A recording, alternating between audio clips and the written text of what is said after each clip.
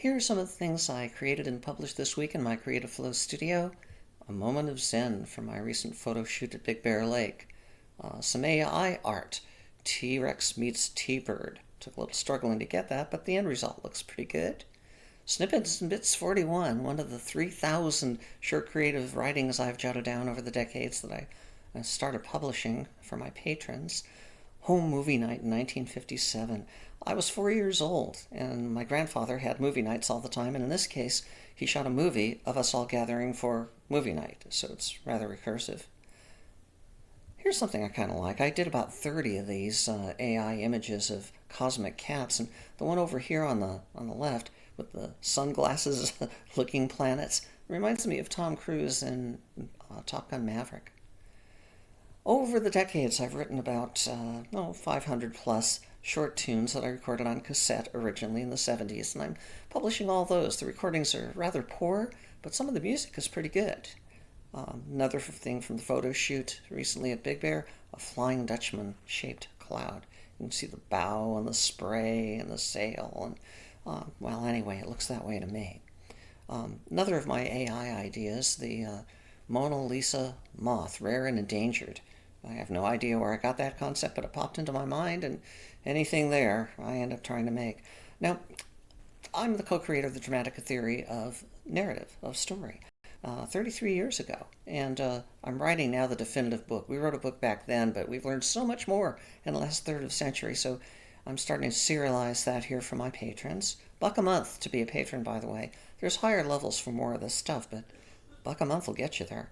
Then also I'm putting together some new narratives to divest myself of all I've learned before the information is lost along with me.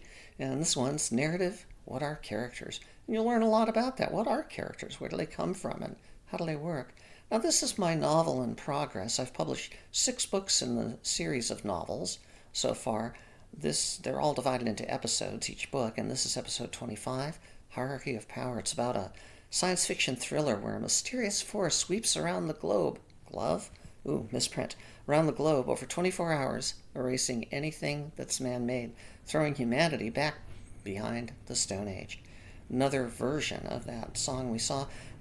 Here, I had a friend who was talking about the score that Philip Glass did for the movie Koyaanisqatsi. I think it was 1982. And it's a very interesting experimental film that was very popular at the time. But he's Scottish, and so I started thinking AI art would let me put a koi on a Scotsy. Koi on a Scotsy. Well, never mind.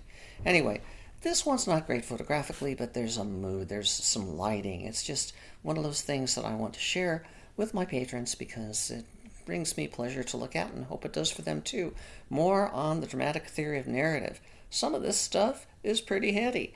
Fractal psychology and resonance systems. Oh yes, we worked with that. We created a model of narrative based on our concepts. Got it patented.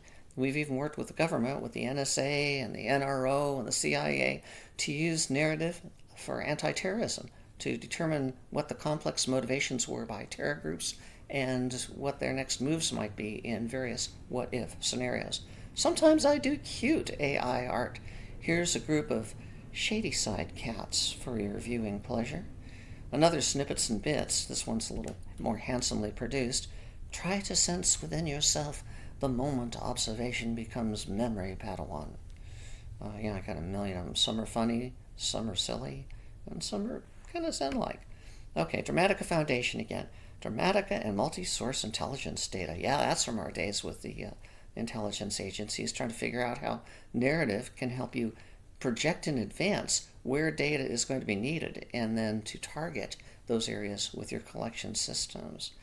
What I'm Not, the original version of the song before I went through 3 iterations, and a triangular cloud. Wow, we end with this. A triangular cloud. I like clouds and sunsets. Well, okay, when they come together, that's the best of all possible things. Now, that is everything for this week in my Creative Flow studio. You'll find up in the corner a link to join me on Patreon. You can follow what I'm doing for nothing. It'll show you all the titles and a little blurb of things. For $1 a month, you can get the initial level, which has all of my best stuff, like my greatest hits. For $3 a month, you can get all of the singles, too, plus outtakes, alternate versions, and behind-the-scenes information. And for $5 a month, you can get all the biographical stuff and all the stuff I scrape off the bottom of my vault floor, half-finished ideas, half-baked notions, and things that were mistakes and abject failures, jaw-dropping disasters. Anyway, you have your choice. Check it out. Melanie Ann Phillips at Patreon by the links above, or just follow me here to subscribe, and you'll see a lot of other things coming up in many different fields, as you see it. Rather eclectic. Well, that's it for this week. We'll be back with next week's Reader's Digest version of Creative Flow Studio.